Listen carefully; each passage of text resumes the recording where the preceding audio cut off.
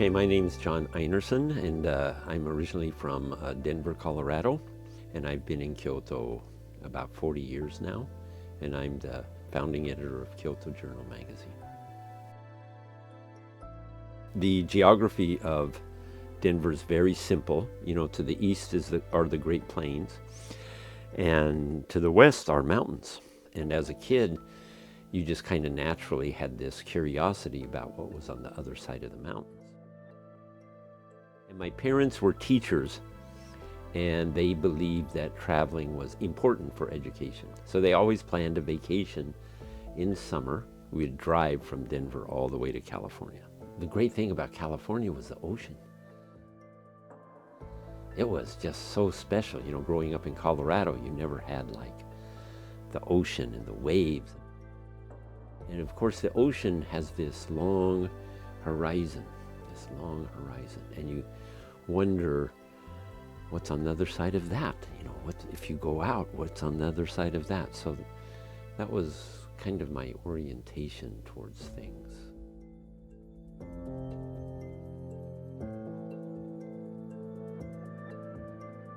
So I grew up in Lakewood, which was a suburb of Denver. I mean, the oldest thing that was in our neighborhood was a ranch that somebody had started like in the late 1800s. That was the oldest thing. So that when I came to Kyoto, it was like just incredible, all the different layers of history and different kinds of buildings. And I just thought, I want to live here, I want to be here. This is really interesting. You know, it's completely different from Denver. Actually, the late 60s and early 70s, I would say there was a huge cultural revolution in America. All the young people had no faith in we called it the establishment. Their values were totally wrong, so we had to find new values. And so as a result, a lot of people tried to find different ways to live, different ways of making a living that were more meaningful, not consumerist-driven. You know, a lot of that was coming in from a lot of writers that all the young people were reading. And that was, at that time, they were like Jack Kerouac and Gary Snyder. And, you know, as you know, Gary Snyder lived in Kyoto for 6 years, and he studied Zen at Daitokuji. And he was a incredibly literate and knowledgeable man, a kind of Renaissance man. And he wrote poetry that really attracted people. And they thought, this makes sense. You know, his worldview makes real sense. And so a lot of people came to Japan kind of in his footsteps.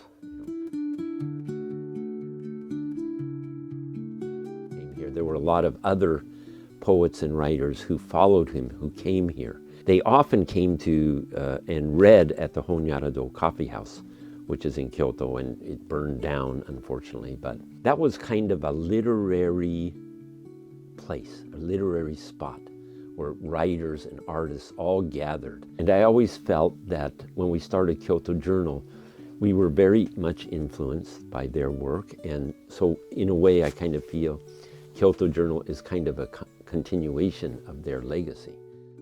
These people who came to Kyoto were, again, writers, poets, artists, and we would meet in my house and we would share what we were writing. We would read. But often we spent a lot of time just talking about things that we had discovered in Kyoto, like this tofu shop or that. And we were just all so energized by this place. We were so amazed all the time that, oh, look what I found, look at this, you know.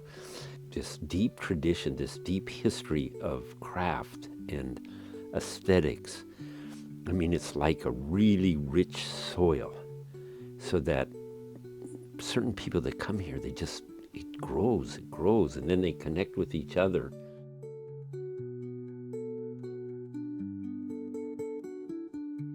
Back in 2010, we organized a photography show called Peace Photography. It was, can you make a photograph that instills peace? It kind of failed, it wasn't very good, and then I encountered this photograph of a coffee cup that was, I felt, just looking at it, I felt great peace. I felt like it just kind of calmed you down. And I thought, what is this? This is peace photography. It instills a sense of peace when you look at it. And so I tracked that person down, Michael Wood, and I became his student, and he began Miksang photography, which is based on Buddhist precepts concerning perception. So what is perception exactly? What does it mean to actually see? What is that all about, seeing? And what is the connection between your eye, your heart, and your mind? What is that connection exactly? So I started studying it, and yeah, I've been studying it maybe almost 14 years now. Miksang is about kind of relaxing all your ambitions and all your thoughts and all your preconceptions, and just look at the world directly as it is and forget all of those. Not forget, but just relax them. Don't let them hold you. So when I was in the hospital, I often found myself doing that, just looking at the things around me, and especially the curtains. Then I also had chemotherapy, and I always felt like a ghost. I felt insubstantial. When I felt that way, I didn't feel, it puts you in the present moment, kind of. You have no energy to think of tomorrow or, what you want to do or anything like that. You're just kind of like here.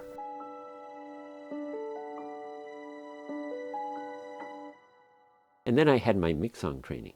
Rather than thinking about how bad my situation was, my awareness was kind of pushed out. And then I also had this ghosty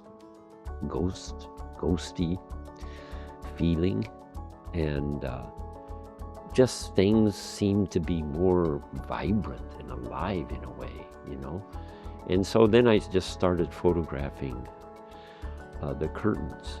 I had the room and there are curtains around it, and they were actually quite beautiful, and they were changing all the time in the different lights with different.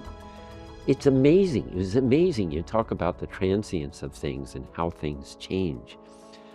That, when you're in that space, you're not distracted by things. You're just kind of there. One of the things that prevents people from seeing is distraction, ambition, speed, and one of the main thing is impulse.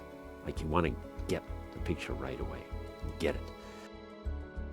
I didn't have any impulse, I didn't have any ambition. I was just I had my awareness out, and I just had this ghosty feeling, and I just started to really look at the curtains and how they were changing, and they were really quite amazing. They were really quite amazing. The colors and the shadows, how they would change, and one day they would appear kind of orangish, and then in another light they would be purplish, and then actually that was quite, I don't want to say pleasant. It was really nice. It was fun. It was neat. It was, yeah.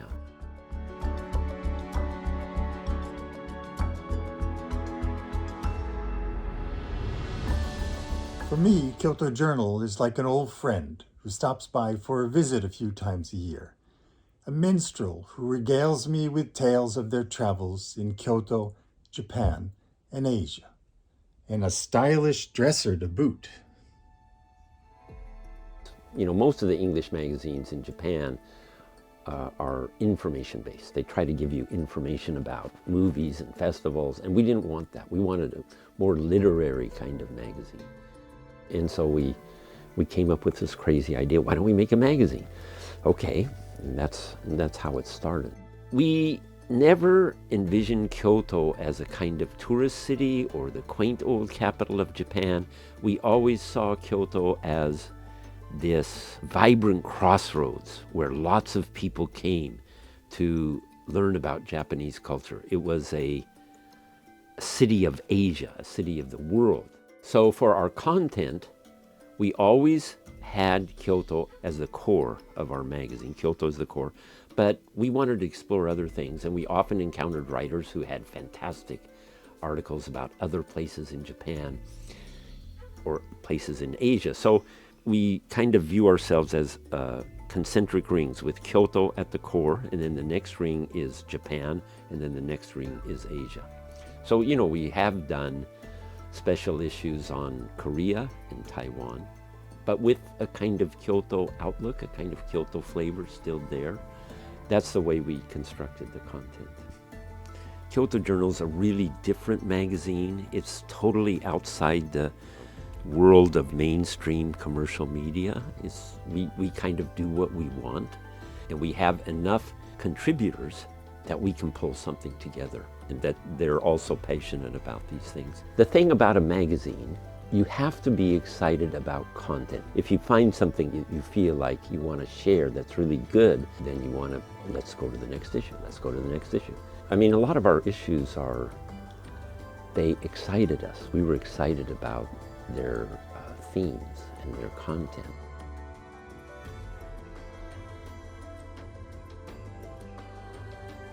Our idea was always to make a magazine that people wouldn't throw away. You know, a lot of magazines are you read them and you throw them away, but we wanted to make a magazine that people would keep on their shelves. And we didn't really think too much about the themes. They would just come. We always approach making the magazine as the magazine makes itself. We're not here, this is going to be here, this is going to be here, this is going to be this. We kind of let the material come together on its own, and we just kind of help push it and shape it. Right now there are about 7 people that are making the magazine. The main editor now is Susan Pavlovska, and she's been with KJ a long time. She's a good editor, also deciding important directions or content, or she always has strong opinions.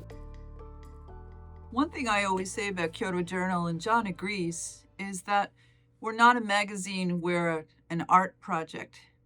I mean, obviously we are a magazine. We have pages, we have articles, we have pictures, we have readers.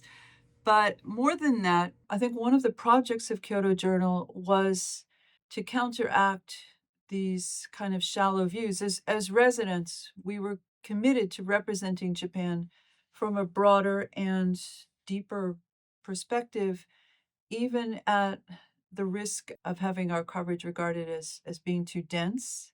At the same time, Kyoto Journal has always been open to new contributors, even or especially if English is not their native language. That's where editing comes in.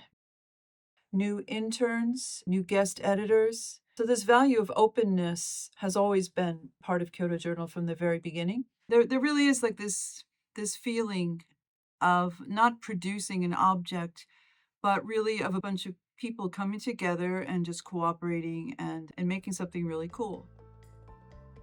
Another member is Hirisha Mehta, who's from India. She's a designer, and she really has a designer's sense. She's a professional. So she is good at typography. And the great thing is that we always share our layouts, and we always criticize each other's layouts. And I just love that process of going back and forth with her. I'll do a layout, and because I never had training in graphic design, but because she had training in graphic design, she's really detailed. You know, she'll say, this picture needs to be 2 millimeters up, or something like that. Being a KJ team member has been a wonderful part of my journey living in Kyoto. It is a family and a home away from home, but so rich with creative experiences, inspiring encounters, and full of warmth. One of my favorites is the opportunity to work so closely with John on all things design, from layouts to typography, doing illustrations, to even using my printmaking skills that bring each article to life, giving it its own unique expression. And to see how each issue is created with such careful and deep insight, it inspires me greatly. It has made me for who I am today and to flourish as a designer. Kyoto Journal is a magazine with endless opportunities and possibilities, and it has allowed me to explore my ideas and my creative skills. It has been such an amazing journey. And then one of the new people that have been working with us past couple years is Lane Deco. Lane is really interested in art. He loves art, any kind of art. He's a good photographer himself. And he guest edited issue 106 and 108 on cultural fluidity. And you know, we've been around for almost 40 years, and to find a good editor is really difficult. It's not everybody has that kind of mind that can do that, all those things. That's really rare, but I think Lane has that ability. For me, working with Kyoto Journal has been a great opportunity to exercise a lot of creative muscles, because you're working in photography, art, design, poetry, writing, on all kinds of topics. With the team, we put together this beautiful object. Like Kyoto City itself, it's a place to slow down and to appreciate.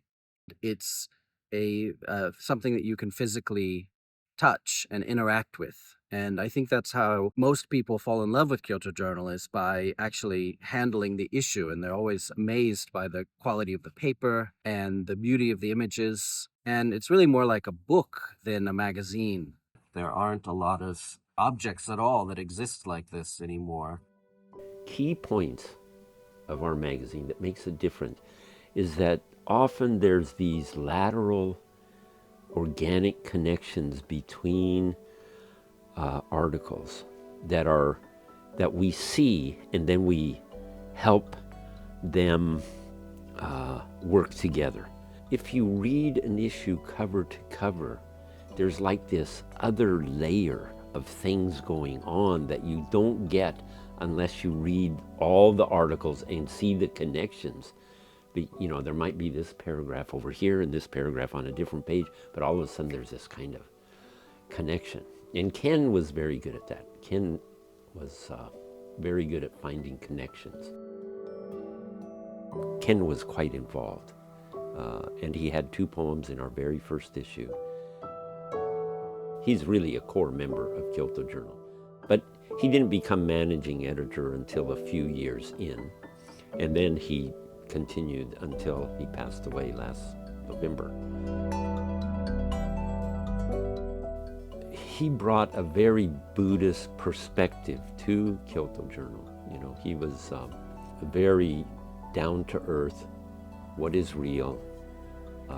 Not trendy. What is this person saying? He valued clarity.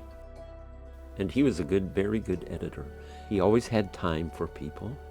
And his philosophy of editing was, there was an article within an article that maybe needed to be brought out more. Well, good evening, everyone. I'm Ken Rodgers, one of the founders of Kyoto Journal, way back in 1987, managing editor since 1993. Our criteria for selection of content has always been that it should be thought-provoking and from the heart. As managing editor, I work closely with contributors in fine-tuning text, trying to represent the best interests of both writers and readers, a go-between. Meanwhile, the magazine seems to have a life of its own, though it nearly didn't survive the impact of COVID on distribution. We're now reduced to 1 print issue and 2 digital issues per year, but back in 1987, none of us ever imagined we would still be producing KJ today. I'm Alex, and I got to work alongside Ken at Kyoto Journal for a few years when I was living in Japan. I will always remember Ken as being extremely gentle and kind and such a thoughtful friend and mentor, and I'm so glad that our paths crossed. During my time at Kyoto Journal, I was helping plan events, and I remember in particular a poetry reading by the Kamo River one summer night. And John and Ken sat under this tree and read poems while all of us gathered around sitting on blankets. And the whole experience was lit by candles and Christmas lights, and it was just such a beautiful evening. I'm so grateful for those memories and will always hold Ken in my heart. When we had this idea of making a magazine, I spent about a year going around to different places to see if I could get sponsorship for printing. And I went to many different places and many different groups. And then somebody introduced me to Shokei Harada at the Heian Bunka Center. So I went there to make my pitch, and I dressed up in a suit, and Shokei came to meet me, and he had long hair, and he had cowboy boots, jeans, and a t-shirt. And he was the head of the Heian Bunka Center. And I talked to him for about 30 minutes, and at the end of that he said, okay, we'll publish. And he was of our generation. You know, he was one of us. He was a countercultural type of person. And then that relationship lasted about 20 years. They supported the publishing costs and up through issue 75. From our side, we did all the work on a volunteer basis. So that volunteer kind of spirit was an important part of our ethos. We thought we'd get a different kind of magazine if we do it like this, rather than as a kind of business. And I remember in the early years, we didn't make money. We were losing money, and I was quite worried. And I went to Shokei and I said, are you okay with this? And he said, yeah, it's not about monetary value. We're working towards different values. We have different values in mind. And that some values, specifically talking about sharing culture, you know, as a very influential and important value to have in society that is often forgotten in a money-driven culture, right? So he said, we're doing this out of a different value system, so don't worry about it. So he taught me a lot, and I really I appreciate Shokei.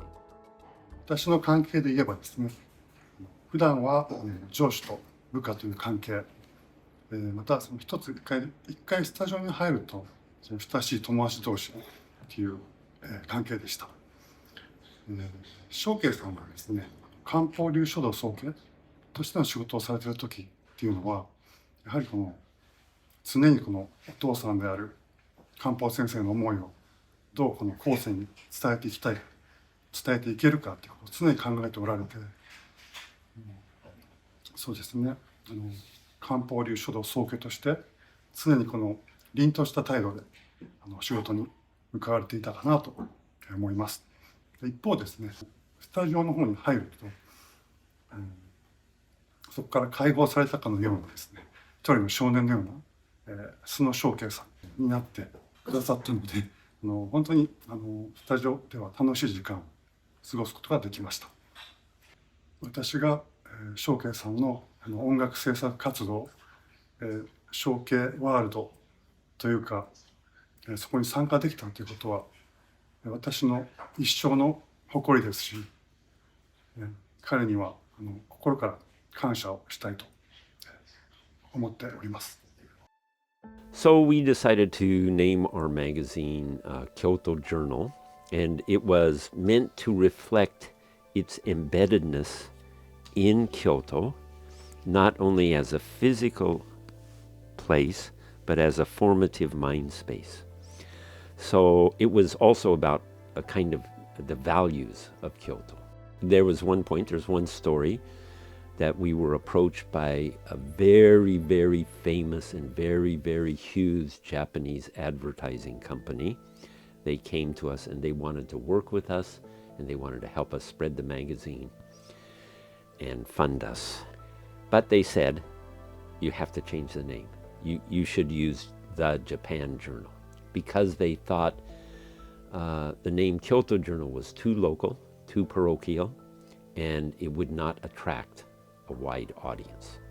When we got this proposal, of course, at first we were really excited. We thought, wow, this is just great. We've hit the jackpot, you know. Then after a few days, we started thinking, we cannot change the name. You know, Kyoto, this place, Kyoto, is part of our identity, part of our value system, so we cannot change the name. And we didn't change our name. And I always feel that any good magazine is really tied to a place. You can feel the place in its pages. So we've always been Kyoto Journal.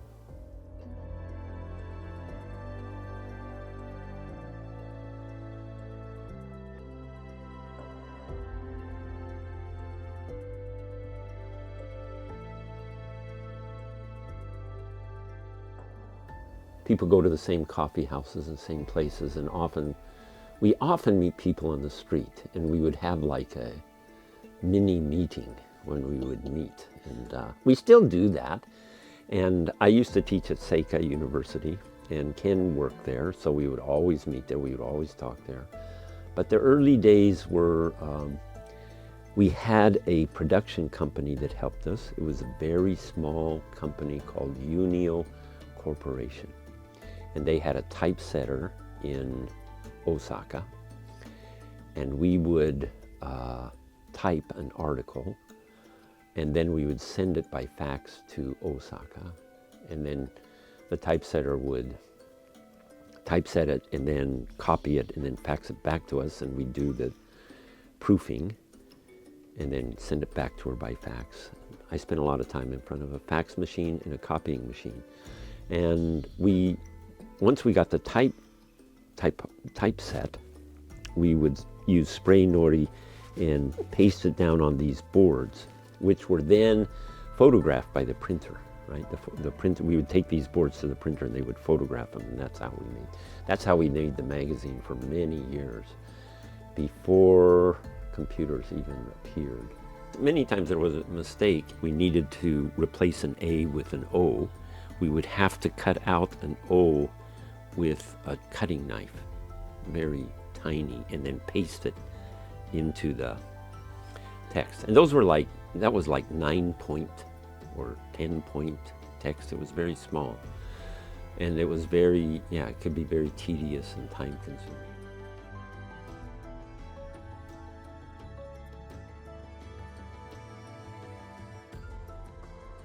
I just want to express my gratitude to all of those who've created the beautiful Kyoto Journal. I found Kyoto Journal in 1992 in the basement of the Imperial Hotel when we were living and working in Tokyo. Since then, I've been a subscriber and a supporter and have a collection of just about every edition of Kyoto Journal that has been published in hard copy. And I'm sitting here with edition number 37, one of my favorites, Inaka.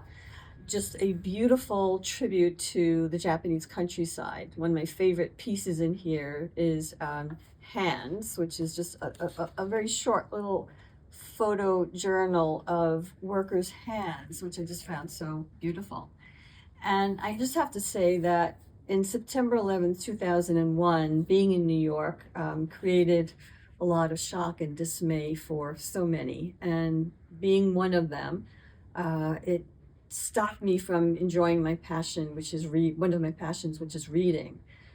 However, I found my way back to reading through Kyoto Journal. It was a gentle entry back to the things that I really treasure: literature, photography, art, and it comes together so beautifully in every edition that the team produces for Kyoto Journal. So I'm very grateful. And thank you very much for all the work that you've done and all the pleasure that you've brought so many people. So issue number 16 was a special issue we did called Kyoto Speaks. And in that issue, we interviewed 58 different Kyoto people. When I look back, I think, we were very naive at that point. But in a way, that's really good to be naive, because we would never have done it if we knew what it entailed. We would never have tried it. Nearly every interviewee in that issue lamented the fact that Kyoto traditional culture seemed to be disappearing before their eyes. They thought Kyoto was doomed, because that was the bubble years. And during the bubble years, they were just tearing down machiya left and right and building these big apartment buildings. So everybody was very negative, and we didn't expect that, We just interviewed people, but in almost every interview, people were negative. And so in that issue, we actually decided to publish in memoriam. We declared Kyoto dead. It's dead. Here's in memory of Kyoto. And we actually published that in Japanese at the end of that issue. And interviewing 58 people. And then you have to translate it, and that was just really beyond our reach. It was really an enormous task. It was just, and it burned us out.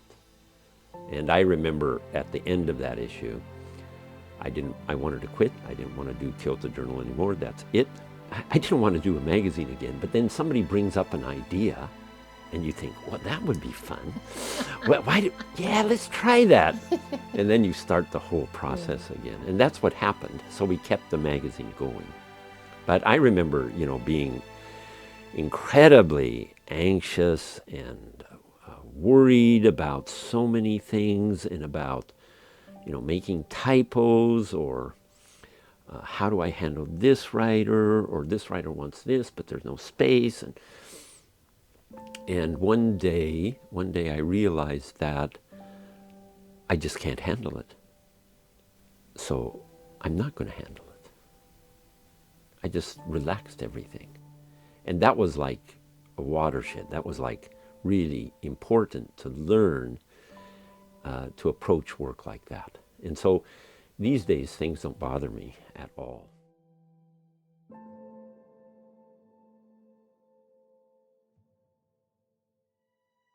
"54 issues later, after we had declared Kyoto dead, we decided to do an interview issue again.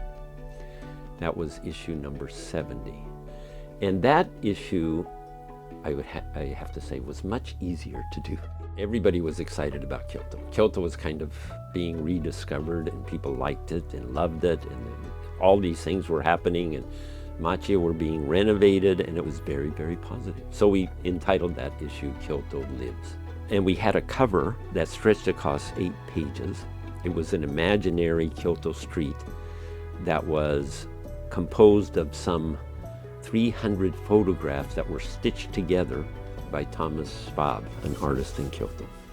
To put out a magazine is really a massive job. It's like climbing a mountain. You have all these false summits, right? But there's more. I think one of the main things we learned is that if you look at it from 30,000 feet, if you're looking at it a big view, it's like overwhelming. You think, we'll never do this, we'll never get it. But what we learned is that you just keep going, and you don't panic, and you just go step at a step. And so that, I think, takes perseverance. So I think that's one of the main important qualities that a magazine editor has to have. And patience, just to keep going, just keep going, just keep going.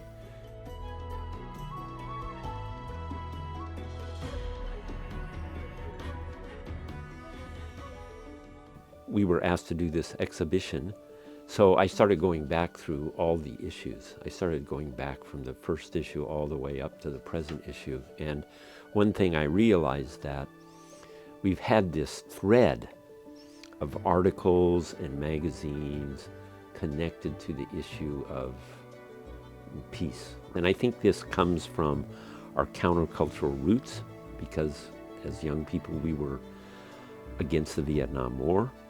And then Japan, after World War II, adopted a very unique peace constitution. And over the years we did many issues or sections related to peace. Now we're doing 1 print issue a year and 2 digital issues. We'd like to do more print issues. We like print issues, but we kind of need more help, to be honest. We could use a few more editors. We really need people with expertise in marketing and promotion, so we have enough funding for future issues. And essentially Kyoto Journal is a platform for creative work. That's what it is. Susan also referred to us as a kind of art project, but it's a platform, it's a place. In Japanese they have this word called ba, and that means a place where people kind of gather and exchange and create. And so that's what it is. That's what it is. That's the way we think of it. It's a kind of a ba, it's a kind of platform. And so that's kind of the essence of what it is.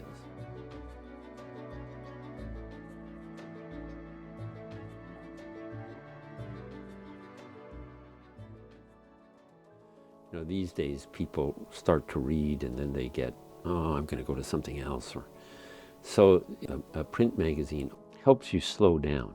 You sit in a chair and you kind of open it up and then you find something you like and then you go through it and then you're stimulated. So that kind of experience, I think, is worthwhile in any age, but maybe even more so in a digital age. Yeah. Of course, if we had more sponsorship, it would be easier to make print issues. And it takes quite a bit of funding to make a good print issue. And of course, we'd like to try things and add extra things. As a craft, you want to try different techniques or different papers, but that takes money. So we need more sponsors, and we've never been business people. We never had a business plan. We're just a bunch of art people making something. And creative work is always good. It's always good for a community. It's always good for anybody. So that's a way to contribute to making the world a better place.